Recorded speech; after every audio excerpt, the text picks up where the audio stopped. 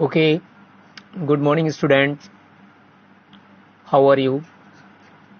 And myself, Radhishyam sir. Today I am going to start a new chapter of the political science. Why do we need a parliament? This why do we need the parliament is very important chapter for you. And I hoping that you will understand this chapter very carefully according by this video. And in this video I will explain this chapter very well and try to very well, and I hoping that you will understand. So dear student, listen carefully. Why do we need a parliament? Dear student, first it is very important to understand the meaning of chapter, because chapter title, meaning of the chapter title, it is very nice, very important to understand. If suppose that anybody don't understand the meaning of the chapter, so it is impossible to understand the entire chapter very well.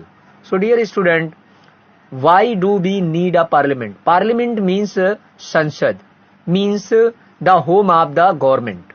It is means home of the government. हमें parliament यानी संसद यानी rule Rajya Sabha और लोकसभा की requirement क्यों पड़ती है?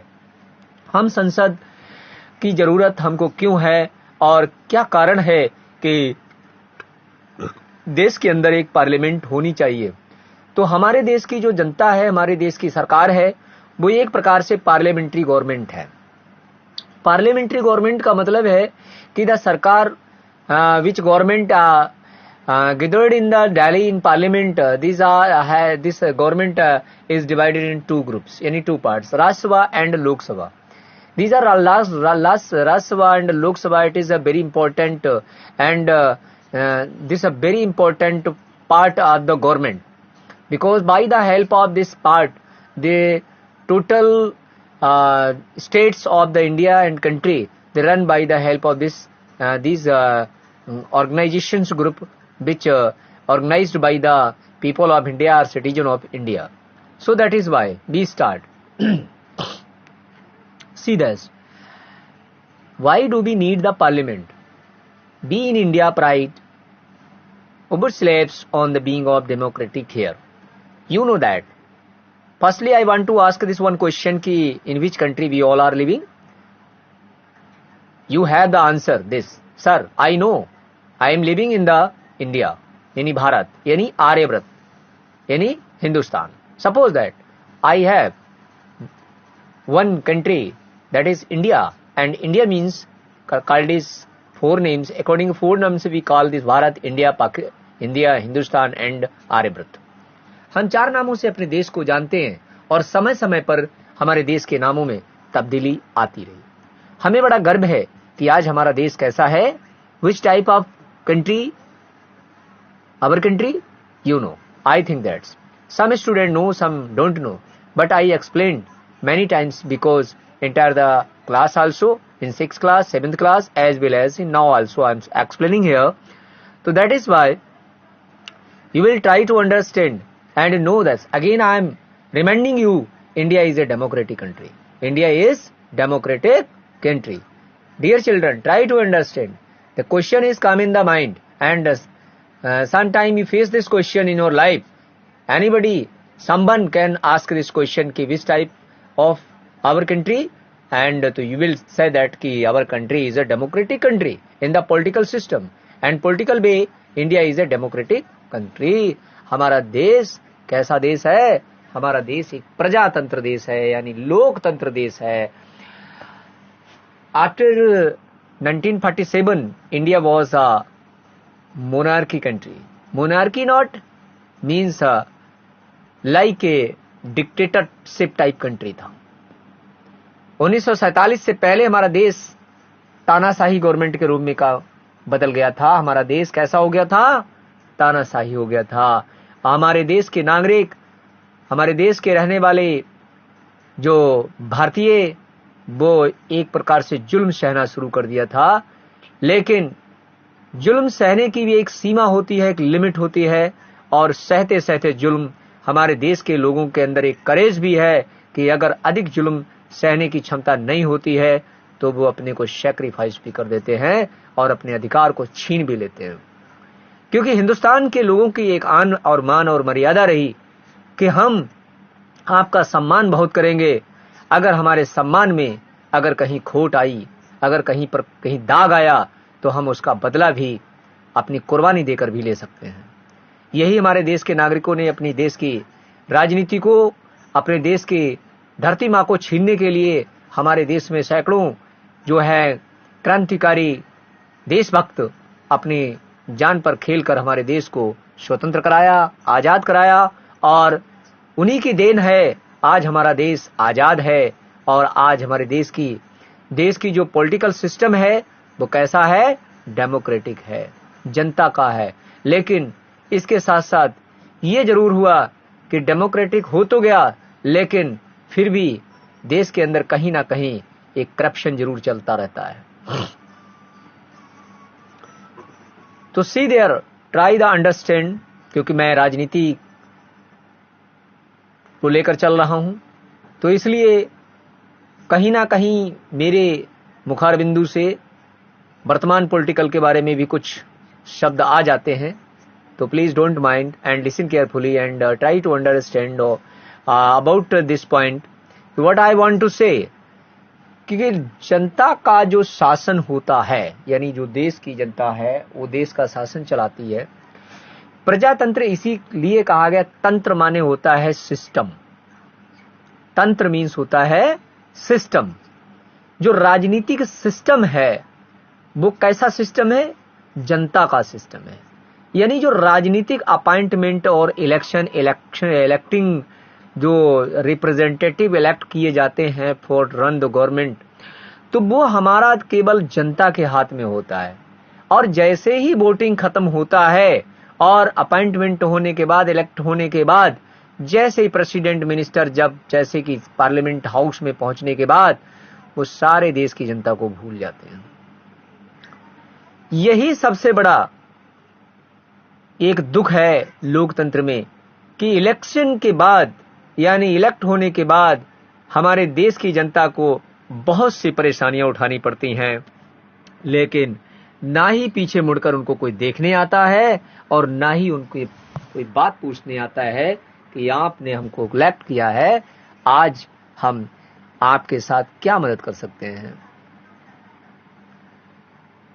सी the relation between the ideas, participation in the decision making and need for the all democratic government to have the consent of their citizens. ठीक है, it is these are elements of that together make us a democratic find and thus best expressions and instructions of the parliament. In this chapter we'll try to see the how parliament enables citizens of the India to parliamentaries and participate in the decisions making and control to the government, thus making it is the most important symbol of Indian democratic and the key feature of the constitutions. See this, अभी आपने parliament की बात सुनी, it is our parliament house of Delhi. ये हमारा संसद भवन है दिल्ली का। ये दिल्ली का जो हमारा सेंट्रल गवर्नमेंट जिसको कहते हैं house of government and the central government, ये हमारी सेंट्रल गवर्नमेंट का हाउस है। और ये सेंट्रल गवर्नमेंट का हाउस मैं थोड़ा आपसे बच्चों से रिक्वेस्ट करूंगा कि dear children, you will try to draw this figure in your notebook also and write under this picture 50 words about the parliament house, right? So this is today's home task for you. You will do this carefully. First you will make the picture as well as you can scan photo also and paste and write under this picture. You will write a note about 50 words about in 50 words about this house, any parliament house, right? See now why should people decide? ये बात लोगों ने, भारतीय नागरिकों ने इसको निश्चय क्यों किया कि हमारा एक पार्लियामेंट होना चाहिए और पार्लियामेंट के बिना हमारा देश का काम यानी हमारे देश की संसद, हमारे देश की सरकार नहीं चल सकती है। इस बात को भी हम विचार विमर्श करेंगे कि ऐसा क्यों हुआ। ठीक है, तो बहुत ध्यान से इस चीज को समझें। और मोस्टली देखिए बच्चों, आप जब भी कोई वीडियो एसएसटी की सुनते हैं, ओपन करते हैं, तो उसको पूरा सुनने की कोशिश करें, लाइक करें और सब्सक्राइब कर दें। बेल आइकन, बेल जो हमारी रिंग बेल है, इसको दबाएं और इसको सब्सक्राइब जरूर करें, क्योंकि ये वीडियो मैं आपको बताऊं 25 मिनट काफी बोलकर बनाता हूं। और मैं वैसे कुछ अपने को नहीं बहुत बड़ा इंटेलिजेंट तो नहीं, लेकिन एज ए टीचर मैं आपको हमेशा ये गाइड करने की कोशिश करता हूं, आपको समझाने की कोशिश करता हूं और करता रहूंगा इसी प्रकार। तो please try to listen full video carefully, right? And after then you can find out some questions from this video very well. So dear children, I hoping that you will follow me carefully. Listen here. This paragraph what saying? India, as we know, became independent on 15 August 47. पहला question मिल गया। Number many times you face this question कि when India got freedom, तो answer will be on 15 August 1947। बहुत बार आता है कि भाई हम 15 अगस्त क्यों मनाते हैं। कई बार पूछा जाता है, स्कूल में भी 15 अगस्त को सेलिब्रेट करते हैं, 26 जनवरी को सेलिब्रेट करते हैं। Everybody celebrate this day, this are national festivals in India, but the many students don't know the mean of these days कि why we are celebrating this day। तो बच्चों, सबसे पहला काम तुम्हारा ये होता है कि हम जिस व्यक्ति से मिलने जा रहे हैं वो व्यक्ति कैसा है, उसका परिचय कैसा है, उसके परिचय के बारे में हम इंट्रोडक्शन के बारे में जानते हो। जैसे हम किसी चीज को सेलिब्रेट करते हैं उसके बारे में हमें पूर्ण जानकारी होनी चाहिए। हम इसको क्यों सेलिब्रेट करते हैं और ये क्यों सेलिब्रेट किया जा रहा है। तो 15 अगस्त को many times I ask many question, many times some students, बेटा why we are celebrating 15 August, but they don't know, zero answer.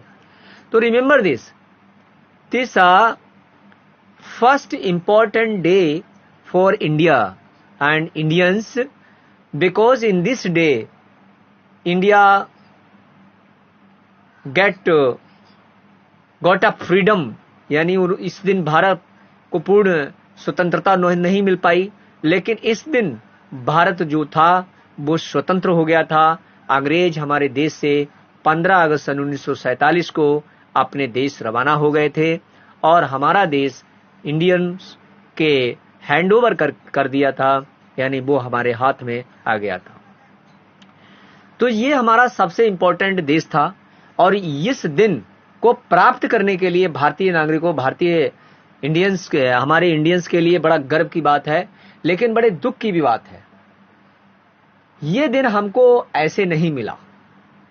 ये दिन जैसे अभी 15 अगस्त आने वाली है, मैं आपको समझा देता हूं कि 15 अगस्त 1947 को जो आप in the coming days and 15 August you will celebrate and our principal sirs, managing director sirs, your sirs, they hoisting the flags on the 15 August 2021. So you will know that why we are celebrating this day.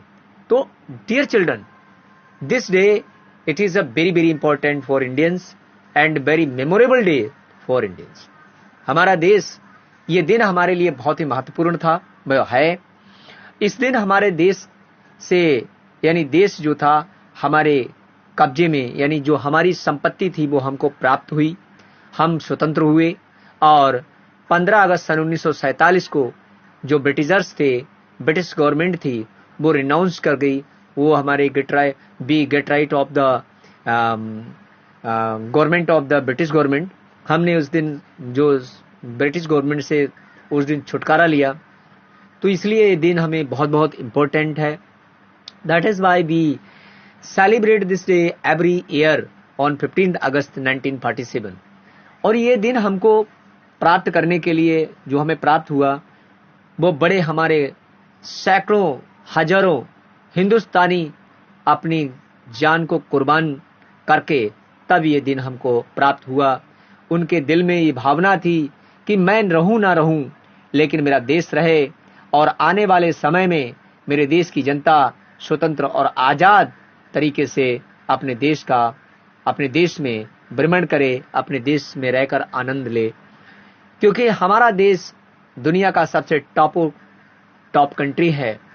यहाँ की culture, यहाँ की सुंदरता, यहाँ का जो atmosphere, यहाँ की ब्यूटी, यहाँ की लैंग्वेज, यहाँ के कस्टम्स, यहाँ के रिलीजन, यहाँ की ट्रेडिशंस और all over world very important, very nice, so good.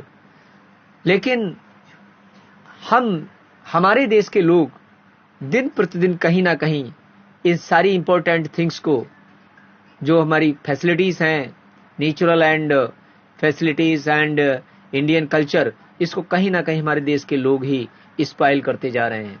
तो मैं आग्रह करता हूँ, रिक्वेस्ट करूंगा कि हमारे देश को बचाएं, हमारी कल्चर को बचाएं, हमारे देश के लोगों के जो ट्रेडिशन है, परंपरा है, वो एक धरोहर है, उसको सेफ रखें। So people from the various backgrounds joined the struggle and they were inspired of the ideas of the freedom, equality and participation in the decision making. Under the colonial rule means this which type of rule ruled by the Britishers in India called is colonial rule. उन्होंने यहाँ कॉलोनियों को बनाकर अपने को संगठित करके यहाँ पर कई 300 ईयर तक शासन किया। तो this rule is called the colonial rule. But is colonial means as a colony base rules and different base they established a different type of colony and they started the political system in our country. So that is why the Britishers they adopted this government political system in India like a colonial rules. I didn't agree to the many of decisions and they took, but they face a grave danger and they try to criticize these decisions or freedoms, movement changing and the situations of the nationalists begin the openly and criticize the Britishers, the government and make the demands as for back the 1857. 1887 the Indian National Congress demanded to these their elected members of the legislature with the right to the discuss and budget and ask the question. The Government of India Act in 1909 allowed to the some elected representatives while and these early legislatures under the British government. सबसे पहली घोषणा 1885 में की गई कि हमारे देश में अब जो अपॉइंटमेंट होगा, रिप्रेजेंटेटिव इलेक्शन होगा, वो एक इलेक्शन बेस पर होना चाहिए जिसमें जनता को कुछ उसमें भागीदारी होनी चाहिए और जनता देश की अपने अकॉर्डिंग अपनी स्वेच्छा से कुछ रिप्रेजेंटेटिव्स को अपॉइंटमेंट करे। लेकिन ये कांग्रेस कमेटी के द्वारा, नेशनल कांग्रेस कमेटी के द्वारा ये डिमांड की गई, लेकिन इसका जो एक्ट पास हुआ वो 1990 में इसको अलाउड किया गया और ये लेकिन इसके साथ साथ इसका लेजिस्लेचर यानी हमारी कार्यपालिका में जो लोगों को जो हमारी सरकार बनी, लेकिन उसमें सबसे ज्यादा गवर्नमेंट और ब्रिटिश पीपल को ही रिस्पॉन्स दिया गया। इससे हमारी जो कांग्रेस नेशनल कांग्रेस कमेटी थी वो विफल हुई और growing the British government and growing the demands of this nationalists didn't allow to the adults and to vote could people the participate in this decision making. और उन्होंने इसको अलाउड नहीं किया। इसमें जो भी हमारे एडल्ट पीपल थे, जो बश्यक पुरुष थे, उनको अलाउड, उसमें विशेष प्रकार के जैसे जमींदार सामंत लोग, इनको वोट देने का अधिकार, इनको राइट प्रदान किया गया। लेकिन आम जनता के लिए जो भारत के हमारे आवश्यक नागरिक थे उनको कोई अधिकार नहीं दिया गया। तो इस प्रकार ये जो था, ये कानून, ये एक्ट जो था विफल हो गया और ये विफलता का हमें सामना फिर से करना पड़ा। देश की जनता जो थी वो एंग्री हो गई। In the experience of the colonial well as the participant in the different peoples of the struggle for the freedom, left a title and doubt of this mind of nationalists. That is, all decisions are independence India would be able to participate in making decisions and while the coming of this country. This didn't earn many and government of club this felt like to mint of this government had to be sensitive and people need to the demands. The dream of this aspirations of the freedom struggles were made by the conscient and constitutions are independent India that is laid down the party principle universal adult franchise. हमारे देश की जो मध्यवयस्क मताधिकार था इसको नहीं allowed किया गया that all citizens the countries have to the right to vote और क्योंकि हर एक वयस्क पुरुष के लिए वोट देने का पूर्ण अधिकार होना चाहिए. Now see this next people and representative लोग और हमारे प्रतिनिधि. अब दो प्रकार की सरकार जब बनती है उसमें दो ही प्रकार के लोग होते हैं. जैसे मार्केट में how many peoples are gathered there, some questions the question come in the कि how many people gathered in the market. Market में कितने लोग होते हैं? स्टूडेंट से दैट कि number of peoples are gathered there sir. No, number of people gathered not there. In the market present only two peoples. Number one buyer, number two seller. वहां पर दो ही लोग होते हैं. बच्चों, बाजार में केवल the bazaar it is the centre of the gathering buyer and seller.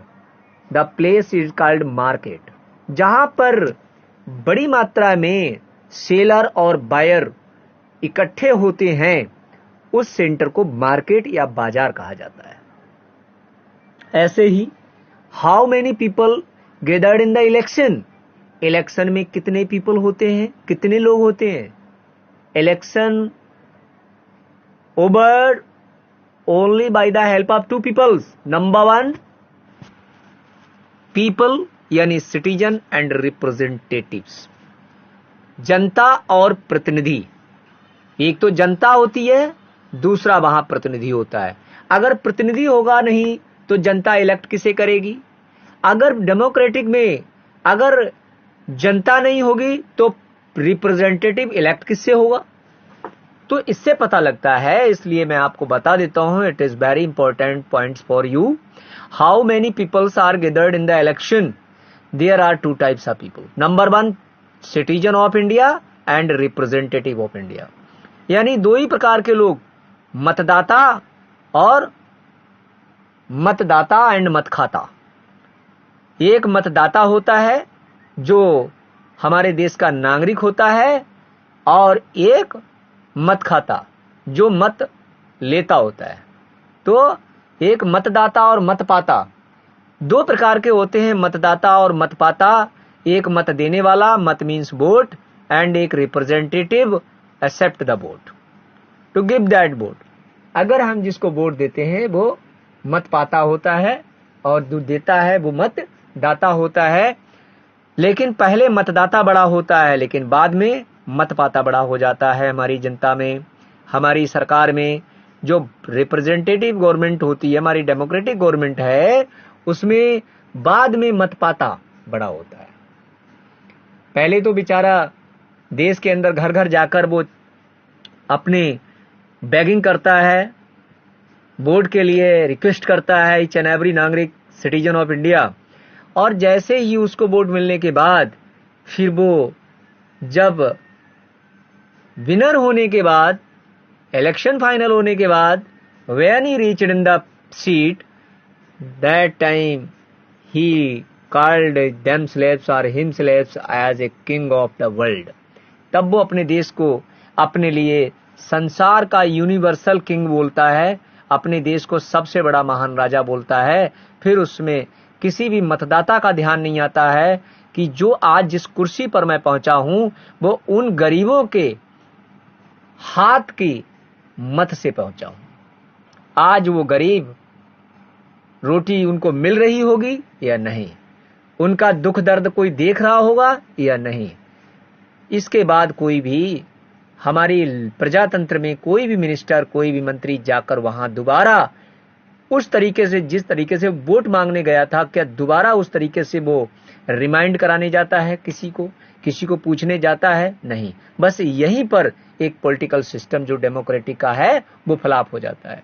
तो dear student, you will try to understand, क्योंकि फ्लॉप नहीं है केवल कुछ कंट्रीज में, जैसे जो कुछ कंट्रीज हमारी डेमोक्रेटिक कंट्री हैं, लाइक हमारा नेपाल है, यहाँ पर बहुत अच्छी डेमोक्रेटिक सिस्टम चलता है और हर एक लोगों को, हर एक क्षेत्र के लोगों को बराबर फैसिलिटी मुहैया कराई जा रही हैं। तो हमें इसका ध्यान रखना है।